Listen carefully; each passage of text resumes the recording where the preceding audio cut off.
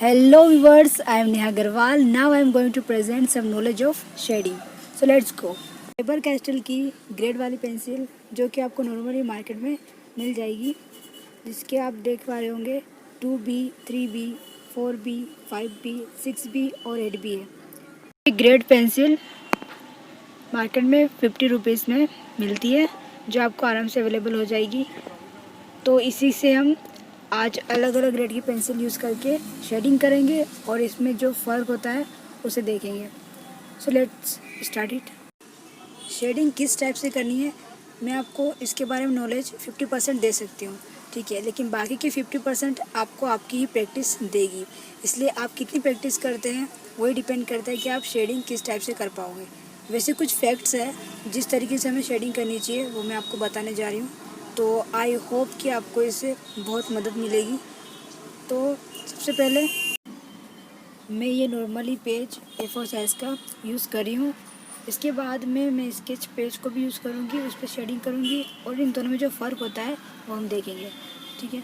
हम सब में एक आर्टिस्ट छुपा होता है एंड मेरी यही कोशिश है कि मैं आपके अंदर का आर्टिस्ट बाहर निकाल सकूँ। तो मेरा ये मानना है कि वो प्रैक्टिस से ही बाहर आता है, तो आपको इसमें अच्छी तरीके से प्रैक्टिस करनी है। साथ ही कुछ टाइप्स जो मैं आपको बता रही हूँ।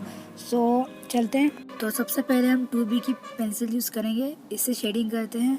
शेडिंग करने के लिए आपको इतनी दूर तक पेंसिल को पकड़ के रखना है, डायरेक्ट नोक पे नहीं पकड़ना है और पेज पे सही डिस्टेंस के लेकर पकड़ना है। अपन को एक लेयर पे शेडिंग करनी है, ठीक है। तो ज़्यादा पेज में पेंसिल को घुसाने की या घिसने की ज़रूरत नहीं है। तो इसको अपन सॉफ्टली करेंगे 2B की पेंसिल से। I am really sorry to say, लेकिन कुछ आवाज़ें आ रही होगी तो उसे इग्नोर कीजिए, ठीक है। और बस किस तरह शेडिंग करनी है उस पर ही आप फोकस कीजिए। ये है 3B की पेंसिल और इससे अब हम शेडिंग करेंगे।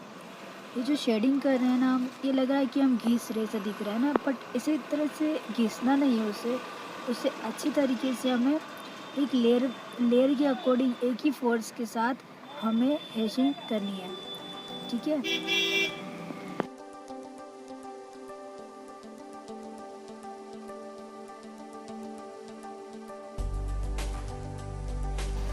और ये है 4B की पेंसिल।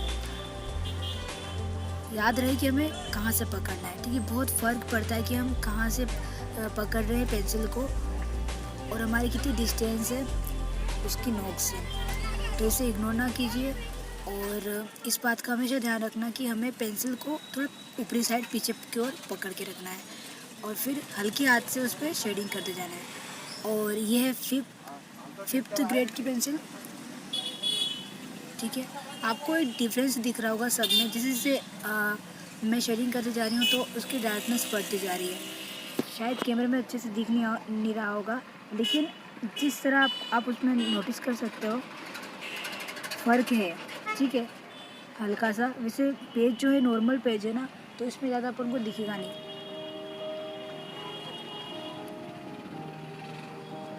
अच्छा, तो अगर आप बिगिनर हो शेडिंग करने के लिए तो आप इस तरीके से अलग अलग बना के 2B 3B आप प्रैक्टिस कर सकते हो और आप उसमें आप देखोगे कि क्या फ़र्क होता है, आपको खुद पता चल जाएगा, ठीक है। तो अगर प्रैक्टिस के लिए आप इस तरीके से आप ये टिप यूज़ कर सकते हो। इसके साथ में एक दूसरी टिप्स है जो आप स्केल से बना लोगे बिल्कुल किस टाइप इस टाइप से, ठीक है।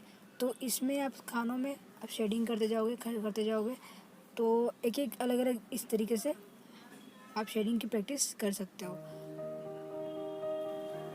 इस फील्ड में आपका बेजुबान पैशन ही बहुत कुछ बोल जाता है, ठीक है। मेरे कहने का मतलब ये है कि आप में कितना पेशेंस है, आप अपने इस वर्क को करने में आप कितना आप अपना टाइम देते हो, ठीक है।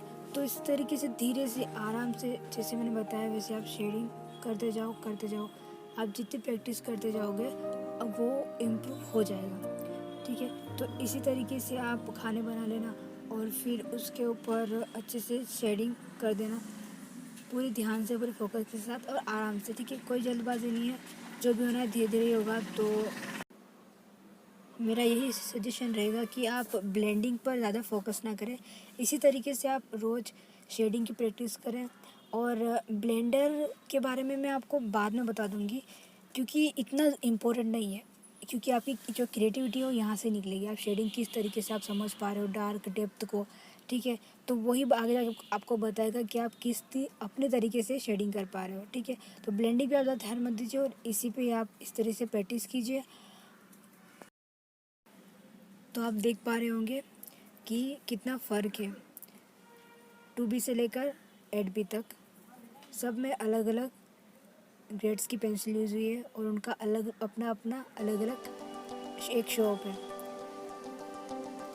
तो अभी मैंने लिया है स्केच का पेज, अच्छी क्वालिटी का पेज है, इस पर हम शेडिंग करेंगे। ये 2B से शेडिंग कर रही हूँ मैं, और इसमें हम सभी ग्रेड की पेंसिल यूज़ करेंगे और फिर देखेंगे कि कितना ज़्यादा फ़र्क होता है एक लोकल A4 साइज पेज में और इस स्केच वाले पेज में।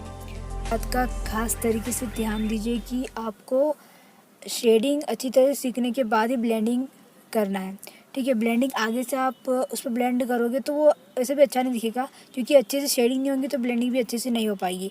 इसलिए मेरा यही सजेशन रहेगा कि आप अच्छी तरीके से पहले शेडिंग सीखें। शेडिंग मतलब कहाँ पर आप जो भी ड्रॉ कर रहे हो, ठीक है, उसका लाइटली भाग कौन सा है और उसमें डार्क क्या है, आप इसकी जो मैनेजमेंट होती है आप सीख जाओगे ना, तो आप एक परफेक्ट शेडिंग कर पाओगे। तो इसी प्रैक्टिस आप करोगे, इसकी प्रैक्टिस जो मैंने बताया, तो वो ज़रूर हो पाएगा। तो बस आप प्रैक्टिस कीजिए। तो ये है स्केच का पेज जिसमें हमने शेडिंग की है सारी ग्रेड्स की पेंसिल से, और ये है A4 साइज़ का पेज जिसमें हमने शेडिंग की है। तो इस तरीके से हम पहचान सकते हैं कि क्या फ़र्क होता है एक चीप पेज में और एक अच्छी क्वालिटी के पेज में और पेंसिल के ग्रेड्स में। तो ये सब आपकी प्रैक्टिस से, आपकी क्रिएटिविटी से आएगा। आपको कुछ ना कुछ एक्सपेरिमेंट करते रहना चाहिए अपने आर्ट फील्ड में, ताकि आप भी कुछ एक अलग तरीके का इन्वेंशन कर सको। और मेरी यही विश है कि आप एक अच्छे आर्टिस्ट बनो।